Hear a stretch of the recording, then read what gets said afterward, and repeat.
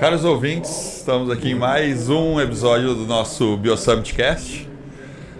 Você ficou esperando ver se eu ou você falava, né? Vou começar já a joqueimpor para ver quem fala. Você tá com a voz bonita de locutor. Você achou que tá? Caros ouvintes. Ontem à noite eu evitei tomar cerveja no restaurante que a gente foi aqui. Falei, vou tomar um chá, né? O cara colocou tanto gelo no meu chá que eu acho que a cerveja tava mais quente. Aí tem que cuidar da garganta, né, Maneco? Mais um podcast aí, hein? Como é que tá, a gente que usa a voz, trabalha com a voz, tem que cuidar, né? Tomar chá gelado. O que você faz para cuidar da sua voz, Maneco? Muito derby. Muito derby é bom, né? Então, recebendo mais um convidado aqui, não Maneco. Não fumem, pessoal, não fumem, tá? Né? Não fumem, é brincadeira, eu tô parando de fumar. Estamos recebendo mais um convidado aqui, né? A gente laçou ele ali, tava passando ali. Quem que é que tá com a gente agora? Mas é assim mesmo, assim, cara. Tá assim, passando aqui, opa, vem pra cá. E a gente tá recebendo José Tomé. Muito bom, gente. Prazer estar aqui com vocês. O Tomé, eu comentei, né, que seria bacana a gente conversar com ele, que ele tem uma história aí de empreendedorismo e de inovação muito importante. A gente está num evento que fala disso, de inovação tecnológica em bioinsumos. É uma coisa que, assim, eu estava conversando com ele rapidinho aqui, ele falou que está fazendo lá o tal do RNA de interferência, né? E é uma coisa que eu sempre me interessei. Eu acho sensacional. Eu quero entender melhor aí também, né, Tomé? O que é isso daí e tudo? Você conhece essa biotecnologia? Não, eu queria saber mais, Muito bom. De fato é uma tecnologia muito promissora, né? Assim, me chamou a atenção. Eu ainda estou aprendendo, né? Não sou cientista, né? Então a BSafe, que é a empresa que a gente montou para desenvolver essa tecnologia, ela tem um corpo de cientistas muito forte, né? Geneticista, bioinformática e tal. E eu entrei como cofundador para liderar a parte de estratégia de go-to-market, de negócio, né? Bacana. Mas eu tenho um background técnico, né? Me formei em engenharia química, tive uma primeira fase da minha jornada como cientista, então eu tô tateando e conseguindo aprender um pouco mais e me aprofundando. Mas é realmente assim, até é bom porque eu consigo traduzir com mais facilidade, né? Se eu entender, eu consigo, a princípio, fazer os outros entenderem. Bacana. É um pouco do que a gente estava conversando agora, né? De como trazer para a sociedade a questão científica. Porque você precisa de investidor, de cliente, total, e tem todo que mundo, traduzir, né? Tem que traduzir porque realmente é complexo. Mas, basicamente, a gente trabalha tendo uma inteligência sobre o DNA da praga, né? Então isso é um ponto muito interessante, porque a gente sai um pouco daquele modelo de screening, de procura, com uma certa aleatoriedade, né? De encontrar e tal, e vai para um modelo de design, de projetar a molécula com base em informação genética, inteligência genética. Então por isso a gente tem os bioinformatas. Eles fazem a leitura, a gente sequencia o DNA da praga, encontra genes que são essenciais, que são responsáveis, né, por codificar a produção de uma proteína essencial. E aí a ideia é interferir, fazer o bloqueio desse gene. Então essa expressão gênica, ela deixar de existir. A gente faz isso com uma molécula de RNA que se conecta com o RNA mensageiro. Não vou entrar muito em detalhe, mas faria aplicação desse produto esse com produto, RNA no final de do dia, é uma molécula de RNA. Tá. Né? Ela é uma molécula de RNA que se conecta, que é um produto por ingestão. Então a praga tem que ingerir aquela molécula.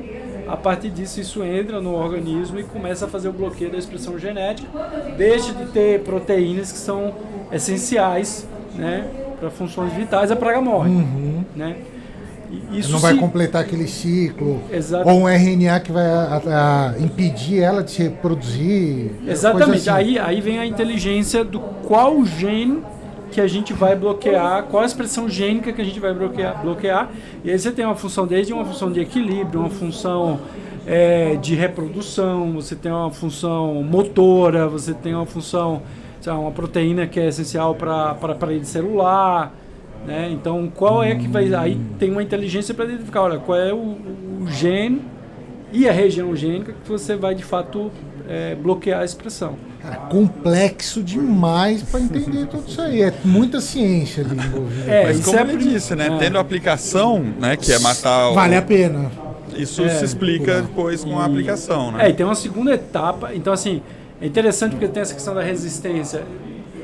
A gente não vai trabalhar com um único gene, né? Então você consegue ter 3 moléculas de RNA que vai bloquear genes diferentes. Então já aumenta muito essa questão, essa possibilidade ação daquele produto. Exatamente. E se acontecer, você vai rapidamente com a inteligência genética mudar os targets que a gente fala, né? Mas aí tem uma segunda etapa também complexa, que uma coisa é você, tudo bem, essa é a molécula, mas como é que você produz essa molécula em concentrações e de forma economicamente viável? Sem dúvida. Né? Aí a gente entra numa outra seara, que é a plataforma de produção do RNA em si, que a gente usa uma levedura modificada para isso. Para produzir essa molécula. Ela expressa e ela passa a ser uma espécie de biocápsula para proteger a molécula, né? Então existem outras rotas, como rotas de bactérias, outras rotas cell-free, né? Formas de produzir o RNA. Então eu estava vendo aqui no BioSummit uma empresa que tem a inteligência para definir o RNA, a princípio, produzir isso sinteticamente e fazer teste e falar, funciona. Tá, mas e agora? Como é que você produz isso em escala economicamente viável? Aí vem toda essa outra complexidade e a gente escolheu a rota da levedura para isso, né? E no final do dia, é algo também super interessante e inovador, que entra na classificação de TIMP, né? Muita gente talvez não conheça. O que é? Que é a forma como a CTNB e o MAPA vê esse tipo de produto. Ele foi produzido com um GMO, que é a levedura que produz um GMO, mas no final do dia ele não é um GMO, porque a gente consegue classificar isso como uma técnica inovadora de agricultura de precisão, TIMP. Técnica inovadora, não, de modificação de precisão, né? De modificação genética de precisão. Ali, técnica inovadora, genética de precisão. Bacana.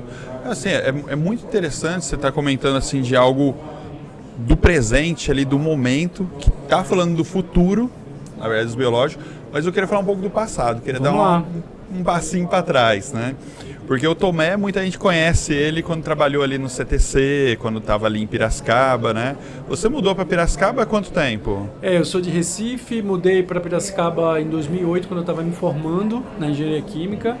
E, de fato, tive uma primeira fase da minha carreira como cientista no CTC. Foi assim que eu fui parar em Piracicaba, né? E como saiu o cientista Tomé, se tornou o empreendedor, ou melhor, o agregador, vamos chamar assim, Isso. que transformou, de certa forma, Piracicaba em ser conhecido hoje como Vale do Piracicaba, onde tem a grande capital da inovação do agro, é Piracicaba. O Vale do Silício. O Vale do Silício, o Vale do Piracicaba é o Vale do Silício do agro. Não, Piracicaba é uma cidade fantástica, né? Já tinha todo um potencial ali, Exalc, cooperativas, grandes empresas, vamos dizer assim, os principais atores do ecossistema eles já estavam ali, mas 2016 foi um momento que, vamos dar um passinho para trás então, né? Então, eu sempre quis empreender. Quando eu me formei, eu não tinha exatamente o que seria essa jornada de empreendedorismo, então eu fui para o mercado, cientista, desenvolvimento de processos de produção de etanol de segunda geração, não deixa de ser uma tecnologia também bem disruptiva, de fronteira. E foi ali, como cientista, desenvolvendo um novo processo, que eu identifiquei a oportunidade de acelerar o P&D. Eu pensava, como acelerar esse P&D? Esse projeto está ficando longo, está demorando muito.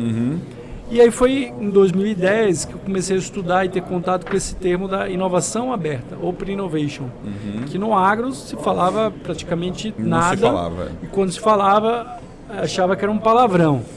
Como assim? Eu vou abrir uma inovação, o pessoal vai entrar aqui e vai saber o que eu estou fazendo. Exatamente. Mas olhando para fora, vendo esse movimento de startups, falei, poxa, isso aqui é o futuro. É uma das formas que dá para acelerar o P&D, inovar na gestão do P&D. Naquele momento foi que eu tive a ideia de falar, vou fazer isso como isso aqui vai ser o início da minha jornada.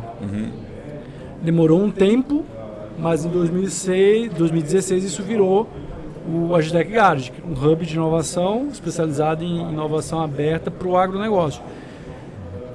Antes disso, existia um momento que as empresas procuravam coisas fora. Porque o conceito de inovação aberta é isso, né? Vamos considerar que a gente não pode ter todas as mentes brilhantes dentro do nosso P&D, vamos buscar fora. E muito se buscava nas universidades. Sim. Mas a gente sabe que a universidade tem um time totalmente diferente numa indústria diferente. privada. Então isso não conectou tanto, né? Quando surgiu esse movimento das startups, as empresas viram isso muito tangível, né? Falaram, o cara tem um produto, ele está vendendo, ele fala a minha língua, uma outra empresa. Ele tem uma velocidade até maior que a minha. Tá girando ali, né? Então eu quero. Então foi daí que, quando surgiu o interesse das startups, surgiu um novo formato de inovação aberta, que é, vamos procurar essas startups. E o Hub tinha esse papel, tanto de educar o mercado sobre isso, porque também começou a se fazer de qualquer jeito, né? Conecta com qualquer um, traz pra porque dentro. não existia nada antes disso no Exatamente. Brasil. E no agro, menos ainda. Menos ainda. E aí começa a não funcionar muito certo. Não dava match, né? E aí a gente teve todo um trabalho de aculturar, formar e difundir melhores práticas de gestão da inovação aberta, de governança de inovação dentro das empresas e mapear essas startups. A gente fez o primeiro Censo Brasileiro de Startups do Agro em 2016, junto com a Exalc, criou uma certa inteligência, depois isso foi crescendo. Então foi um momento muito interessante, que o ecossistema de startups, o número de startups também deu ali um boom, né? Um boom. Juros baixos, muito capital para investir, empresas procurando inovação aberta. E a gente no epicentro, né, numa cidade que já tinha todo o seu potencial, né, colocando um fermento nessa história toda. Literalmente. Catalisando. Sim. E tentando trazer, obviamente, para uma prática mais profissional, com mais disciplina e organização, né? Você contando agora, parece até fácil, né? Mas imagina na época você foi lá, bateu na porta do professor da Exalc, do reitor da Exalc, foi lá nas startups, foi nessas empresas, traçar toda essa teia. Não deve ter sido fácil, né, Tomé? Exigiu muito o pesquisador se tornar um negociador mesmo ali, né? Exatamente. Acho que assim, até teve o boom das startups e depois as universidades, vendo todo esse movimento, começou também a olhar diferente para isso. Então, foi interessante, porque aí também incentivou as universidades a ter um olhar diferente, também culminando com o fato de que cada vez mais provavelmente o financiamento da educação vai ter que trazer o privado para dentro, interagir, porque, né? Mas foi isso, assim, empreender é uma questão também de time, né? Então, quando eu comecei, estava antes desse momento, e aí a gente, aos poucos, chegou um momento que fazia sentido para todo mundo e a gente estava lá, né? Bacana. Time é muito importante. Maneco, você sabe por que é Agtech Garage o nome? Que começou na garagem? Como que é a história? Esse é o conceito por trás, né? Que... Mas tem uma história interessante ali, no local onde é ali em Piracicaba. Sim. Né? A inspiração para o nome veio de um artigo que a gente fala, que o título era um artigo de Harvard falando de Corporate Garage, de que as grandes empresas iam precisar criar suas garagens para inovar. Entendeu? Exatamente pelo fato das grandes empresas hoje terem nascido em garagem. Se criou o conceito de garagem corporativa. E aí o que a gente olhou foi, olha, em vez de todas as grandes empresas fazer suas garagens, por que a gente não faz uma grande garagem que a gente chama multi-stakeholder, né? Onde todos possam estar junto, trocando. E aí foi também um quebra de paradigma, né? Você colocar empresas concorrentes no mesmo ambiente, habitando literalmente o mesmo ambiente, esbarrando literalmente nas mesmas oportunidades e eventualmente até fazendo coisas juntos em áreas que não são competidores, né? Então, foi um processo de aculturamento muito forte. Mas surge assim desse conceito de garagem, ambiente... Depois surgiu o Ben 10 Garagem, Unilever Garagem, outras garagens, mas talvez a gente tenha sido o primeiro e a única que é uma garagem temática, verticalizada. Isso pelo fato de a gente estar em Piracicaba. Isso também deu muito certo nesse sentido, né? Um hub especializado, né? Agora, é especializado, mas não limita o potencial de inovação. O agro é tão grande, tão diverso, que muita gente fala, para inovar você precisa ter diversidade.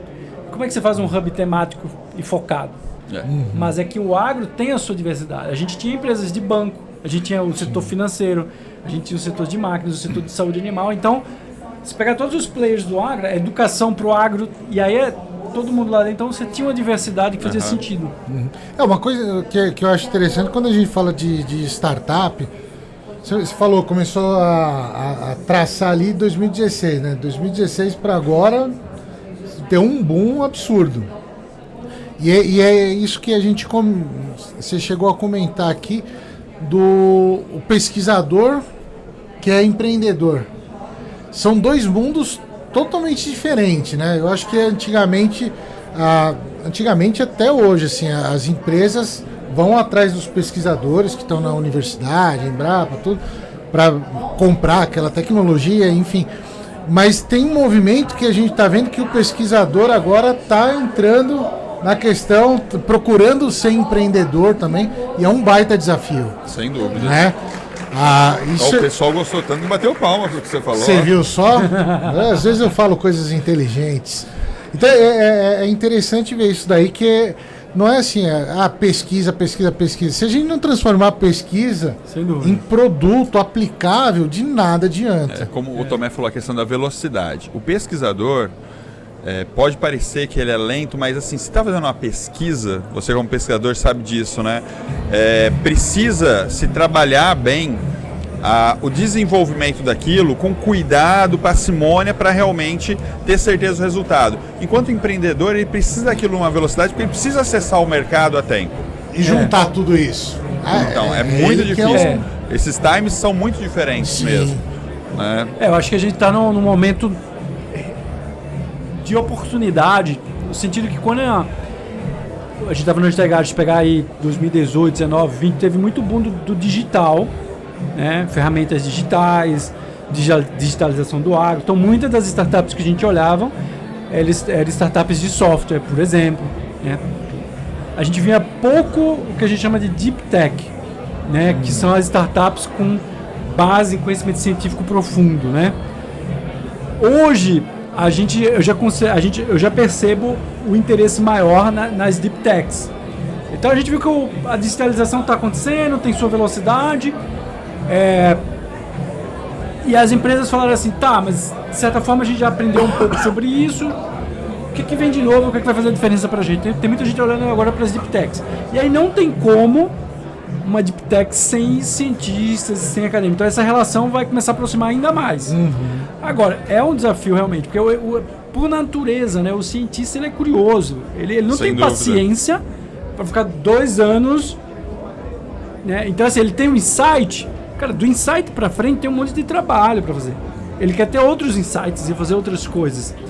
Então tem uma série de questões, né, de você realmente, você quer fazer a pesquisa para validar uma hipótese, talvez você não esteja muito preocupado se ela vai ser viável economicamente. E aí você usa tipos de insumos, tipos de materiais que economicamente não vão ser acessíveis. Né? Então assim, realmente, o melhor dos mundos é você conectar a ciência com o olhar de negócio, com a estratégia de negócio, para pensar desde o início, para conseguir colocar uma gestão de projeto eficiente, para conseguir gerar confiança para a indústria de que, olha, se eu investir em tanto tempo, eu vou conseguir ter algum resultado.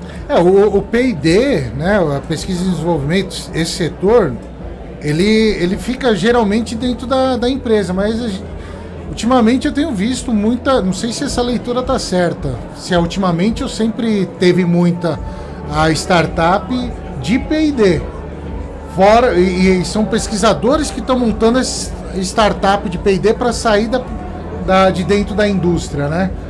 Você fala P&D... A pesquisa em desenvolvimento, os próprios pesquisadores de universidades estão montando essas startups, né? Mas aí você tem que ver o que você chama de... A gente tem que ver o que a gente chama de startup, né? Porque assim, o pesquisador ele sai e ele fala assim, eu estou montando uma empresa para terceirizar o seu P&D. Isso, um P&D as a service, como serviço. Então no final do dia ele domina uma técnica, mas ele não tem um produto. Ele quer prestar serviço. Isso do ponto de vista de empresa, startup, para receber um aporte, não é muito atrativo. Ele não está tendo nenhuma inovação ali. Até por mais que ele pesquise inovação. Tem um pouco, mas aí ele fica naquela de que no final do dia ele vende um serviço que depende da demanda do cliente. Esse negócio não escala tanto, tem sazonalidade, ele fica na mão do serviço. Quando você tem um produto, uma plataforma tecnológica, aí isso começa a ter um valor diferente para você olhar e falar, isso aqui pode escalar, ser muito grande, com uma certa velocidade. Então é um pouquinho diferente. Mas isso é natural, porque às vezes você olha para uma startup dessa e a gente entende que não, é um P&D, terceirizado, serviço. Se você tiver um olhar de negócio, você consegue transformar isso num produto, numa plataforma. É uma questão de modelo de negócio, qual é a estratégia, como é que você vai fazer isso.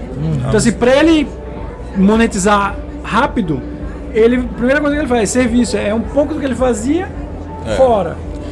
É porque o conceito de startup, ele é muito vago. Sim. Né?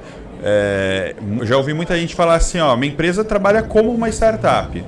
Tá, mas sua empresa é como? Não, a empresa tem 100 funcionários. Né? Minha empresa tem a agilidade de uma startup, mas como existe, conceito, não existe. A startup tem a característica de desenvolver rápido, né? Eu diria, até o Tomé me corrige, sim, eu diria que startup exatamente é uma fase de uma empresa que pode maturar depois. Se ela já é uma fase final, ela não é uma startup. Exatamente. Não é? Porque claramente existe... né, você está ali numa empresa com poucas pessoas, que se comunica, que toma decisão rápida, que por conceito também está fazendo algo inovador, né, que com alto potencial de crescimento. Também tem isso, né? Você, nada contra outros tipos de negócio, mas uma padaria nascendo não é uma startup.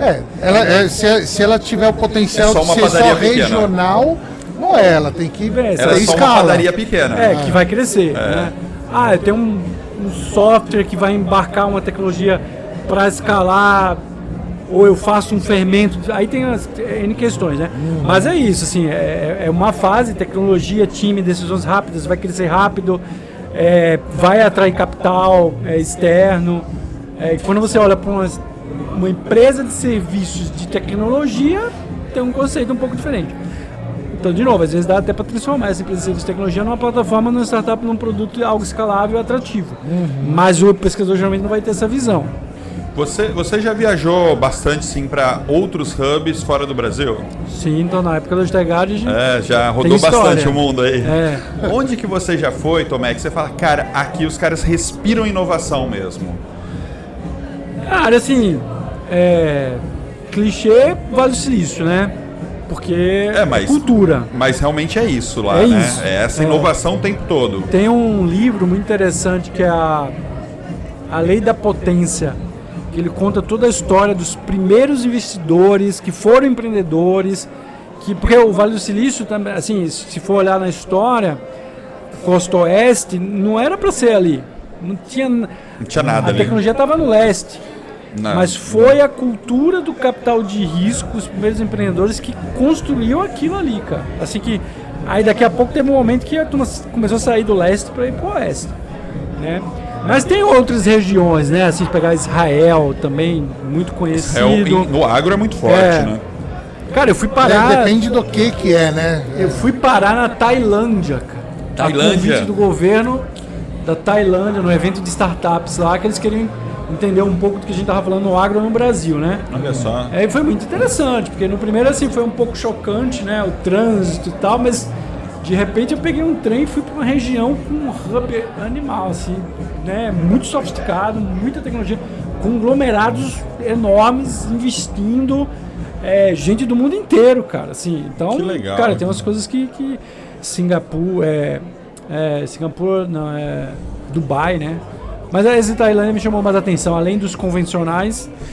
Mas já que você falou que foi um choque, onde você foi que falou, nossa, cara, esse negócio é meio absurdo aqui, esse lugar, muito diferente, cultura muito estranha, que até dificultou às vezes para fazer, né, contato com as outras empresas, assim. Tailândia, né? Foi um choque assim, desde o início de como se locomover. Pô, lá não tinha Uber, era o caos. Nossa, mas até você chegar nesse lugar que era um epicentro, pessoas sofisticadas, mas, cara, assim, é uma cultura diferente, não deixa de ser, né? Então, assim, a distância também, né? Para você do outro lado do mundo, engrenar, né? Ali uma parceria.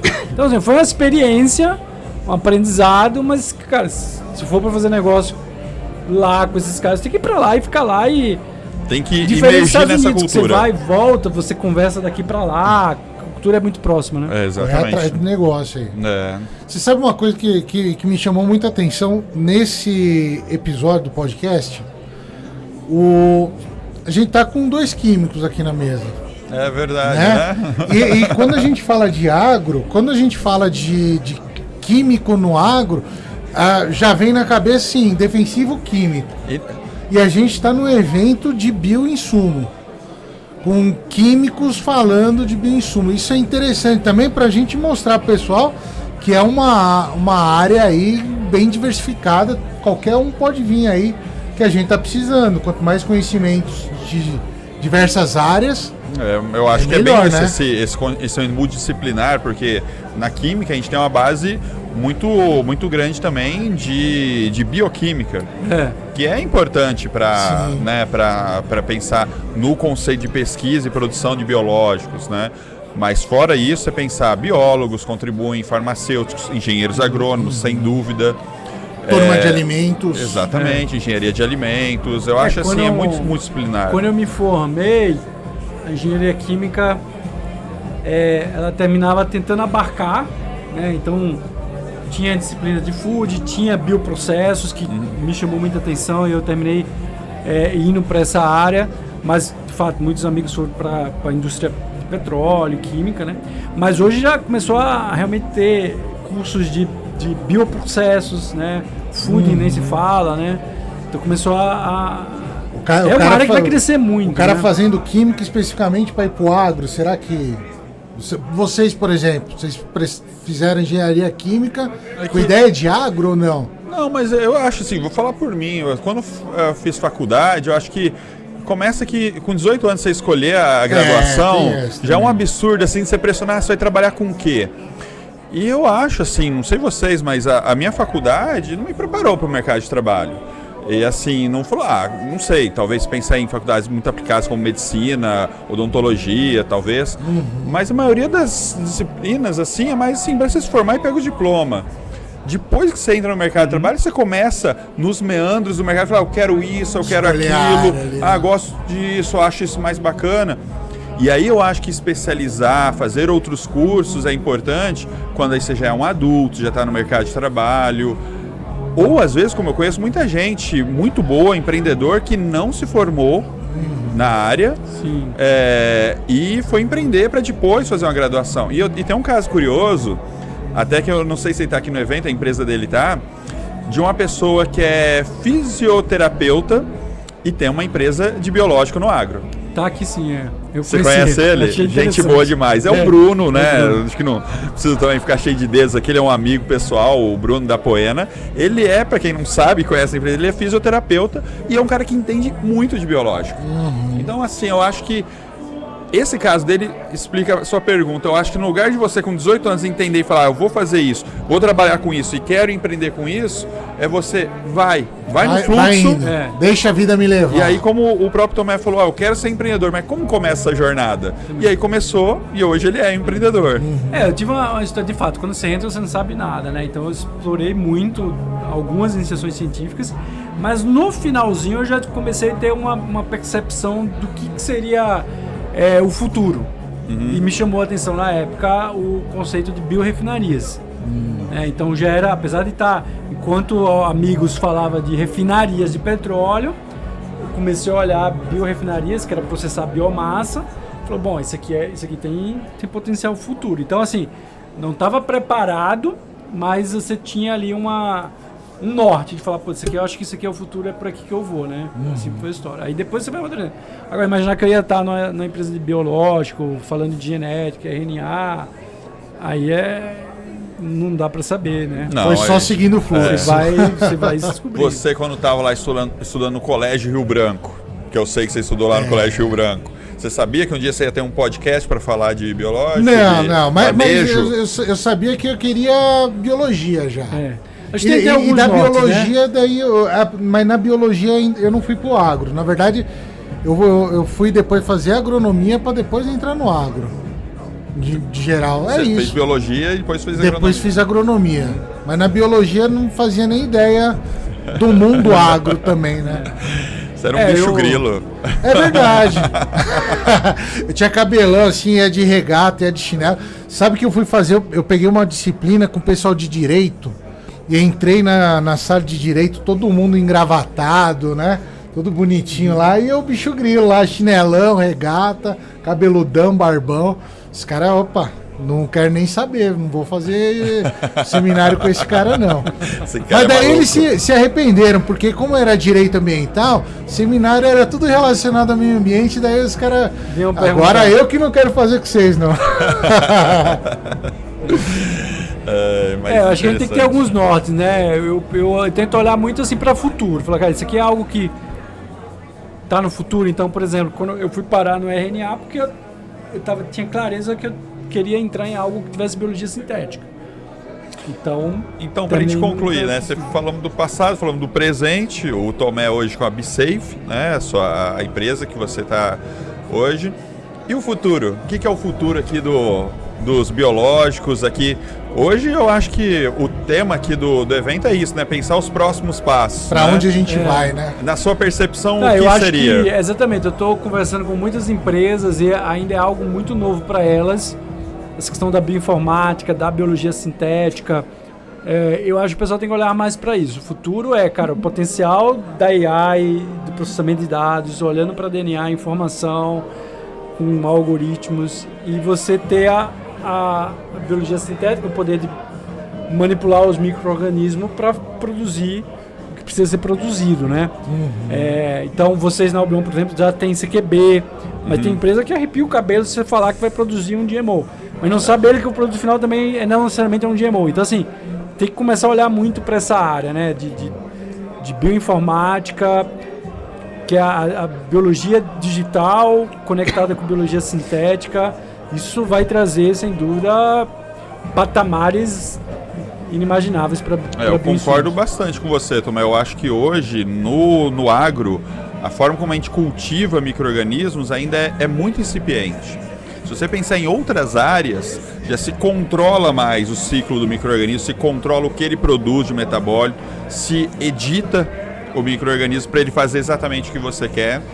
E hoje a grande maioria das empresas, eu friso grande maioria porque não são todas, basicamente pega um bichinho lá, joga lá e deixa ele multiplicar. Né? Não digo a Deus dará, porque muita gente investe, né, como a gente vê lá na empresa, em equipamentos para controlar tudo, mas não faz nada mais do que isso, de que multiplicar a célula. E eu acho que isso já está chegando no ponto de saturar também. Exatamente. E variar também, né? A gente está falando o que de produto? Em geral, a gente tem 4 bactérias, 5 fungos. Uma dúzia de produtos. E se a gente pegar ali tudo que tem de potencial, é enorme, né? Então a gente tem que sair um pouquinho também do que a gente está acostumado. Melhorar o que a gente já faz, mas também aparecer com inovações, né? Total. Novas bactérias, tudo. Não, sem dúvida. Tomé, agradecer, né? Aliás, pro pessoal que tá vendo, a gente não tá numa balada, a gente tá no evento, apesar da música, das luzes aqui, né? Mas seria legal fazer um podcast na balada, hein? Você sabe que hoje a gente vai ficar até as 10 da noite gravando aqui, vai ser uma balada. 10 da noite? Ixi, haja voz, hein? Não, é só o pessoal, a gente vai sair antes. Mas tem que ter cerveja. Foi um prazer, gente. Acompanho o podcast de vocês aí. Obrigado pelo convite. Obrigado aí pela presença. E é isso aí. Vamos dar um tchau aqui pro pessoal? Dá um tchau e vamos lá pessoal. Almoçar. Vamos almoçar e logo mais tem mais aí. Até mais. Valeu.